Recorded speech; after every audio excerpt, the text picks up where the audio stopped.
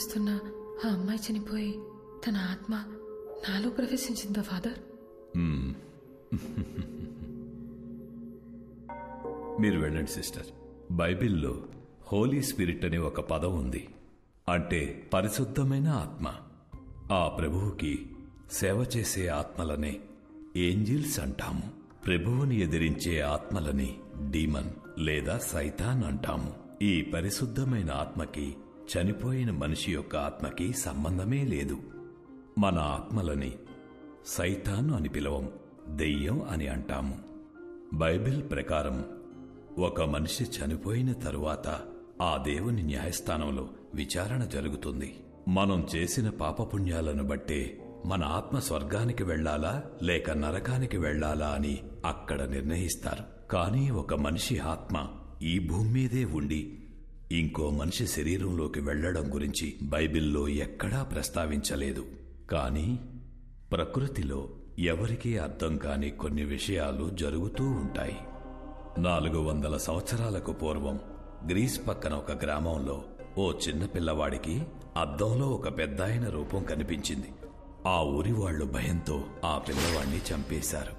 ఆ సంఘటనను లైబ్రరీలో భద్రంగా దాచిపెట్టారు. చదివిన విషయాన్ని ఇప్పుడు నేరుగా చూస్తున్నా. రిషి, ఇప్పుడు నేను మిమ్మల్ని హిప్నటైజ్ చేసి నిద్రలోకి పంపి మీ ఇన్నర్ మైండ్లోకి నేను వెళ్ళబోతున్నాను. అద్దంలో కనిపిస్తున్న మనిషికి సంబంధించి మీ ఇన్నర్ మైండ్లో ఏముందో తెలుసుకొని దాన్ని బేస్ చేసుకుని మిమ్మల్ని ఎలా ట్రీట్ చేయాలో డయాగ్నైజ్ చేద్దాం. మీరిప్పుడు నా థంబ్ ఫింగర్ మాత్రమే చూస్తున్నారు, నా వేలినే చూస్తున్నారు. Focus on my thumb finger. Full కాన్సంట్రేషన్తో మీరు నా వేలిని చూస్తున్నారు.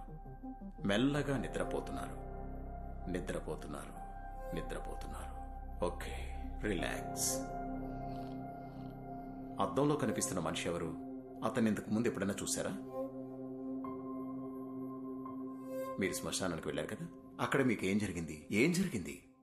మీరు అలా సైలెంట్గా ఉంటే ఎలా? మీరు చెప్తే కదా నాకు తెలిసేది. మీరు మాట్లాడకుండా అలా సైలెంట్గా ఉంటే ప్రాబ్లం ఎలా సాల్వ్ అవుతుంది?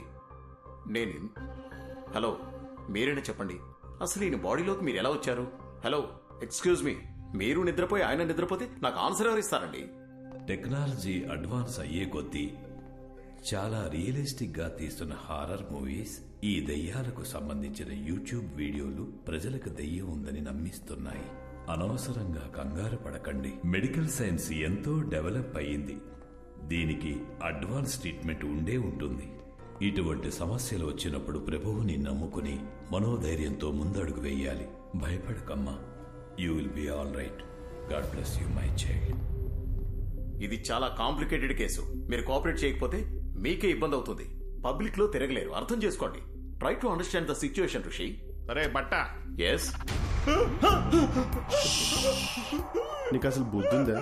ఒక మనిషి అక్కడ ప్రశాంతంగా పడుకుంటుంటే చెప్పు చెప్పు అని చిరాకు పెడతావేంటి? వాడిని కంట్రోల్లో ఉన్నాడా? నువ్వు హిప్నోటిస్ట్ డాక్టర్వా? ఒళ్ళు మెరిసిపెట్టి అలాంటి కుర్చీలో కూర్చోబెడితే ఎవరైనా పడుకుంటాడు. ఆ మాత్రం దానికి కంట్రోల్ బిల్డప్ చెప్పు తెచ్చుకుంటారంటే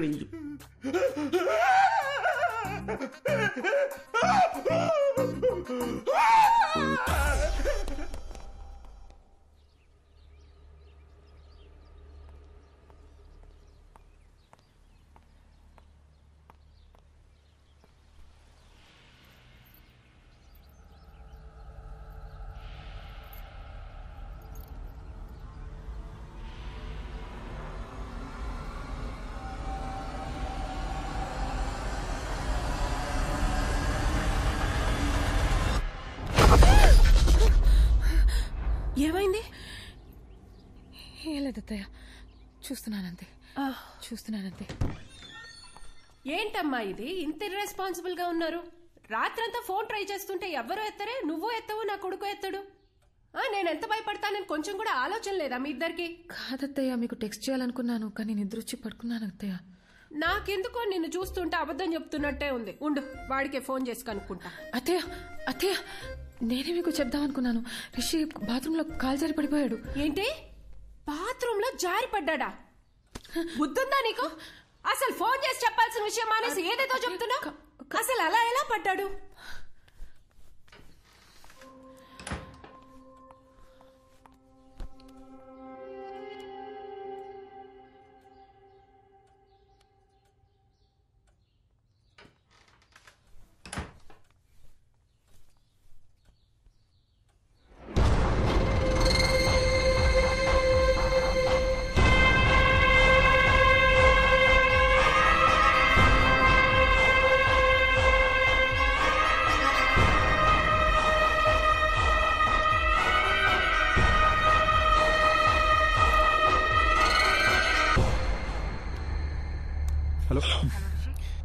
దియా 1 minute బ్లూటూత్ ఆన్ చేస్తున్నా.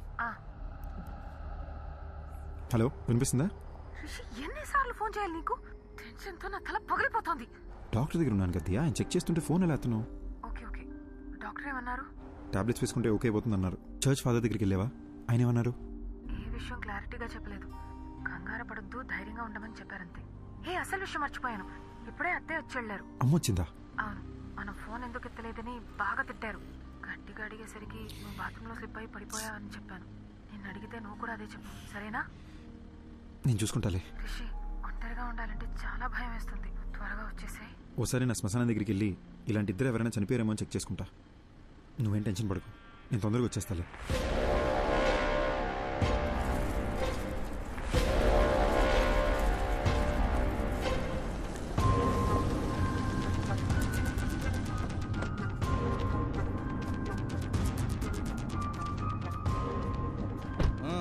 నడు.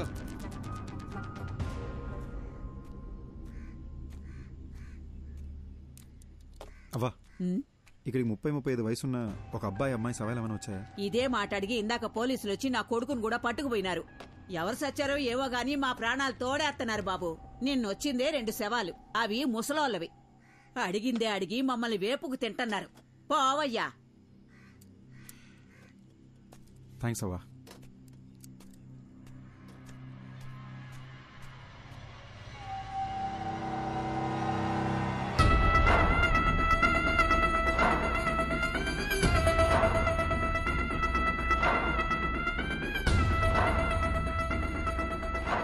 How is it possible doctor?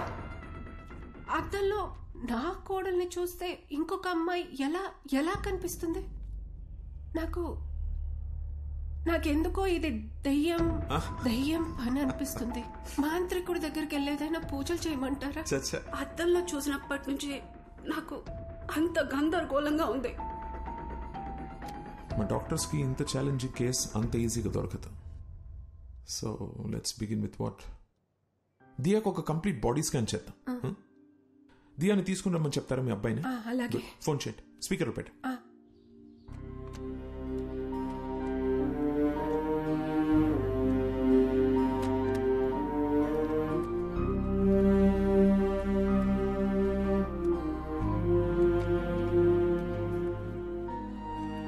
ఏం చేస్తున్నావు దియా? ఈ ఫోటోలని చూస్తుంటే నాకు భయం వస్తుంది. దీనికి ఎవరన్నా భయపడతారా? Everything is gonna be okay, promise. అమ్మా. హలో హలో హలో ఆమా. రిషి, ఎక్కడున్నావు? అది పొద్దున్న బాత్రూంలో జారి పడ్డానమ్మా. Sorry sir. ముందు నేను చెప్పేది విను. పొద్దున్న నేను ఇంటికి వచ్చినప్పుడు అద్దంలో దియా వేరే అమ్మాయిలా కనిపించింది. నాకు ఒక్క నిమిషం గుండె ఆగినంత పని అయిందనుకో. అక్కడేదో జరుగుతోందిరా. ఈ విషయం గురించే డాక్టర్ దగ్గరికి వచ్చాను. నువ్వు ఒక పని చెయ్యి, దియాని తీసుకుని వెంటనే అపోలో హాస్పిటల్కి రా. అమ్మా, ప్రాబ్లం దియాకొక్కదానికే కాదు, నాకు కూడా అద్దంలో ఇంకెవరో కనిపిస్తున్నారమ్మా.